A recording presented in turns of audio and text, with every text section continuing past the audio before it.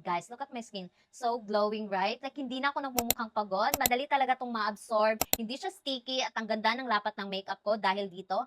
And girl, para talaga akong nakaderma every time I use this one. Guys, bakit pa magpa 5-step skincare kung pwede lang naman na isang bote lang? O, di ba? And girl, seryoso, like, sometimes sobrang busy ko, 10 minutes lang talaga yung prep ko bago umalis. And girl, skincare is non-negotiable. Kaya nung na-try ko tong Olay Super Serum, para talaga tong shortcut to glowing skin.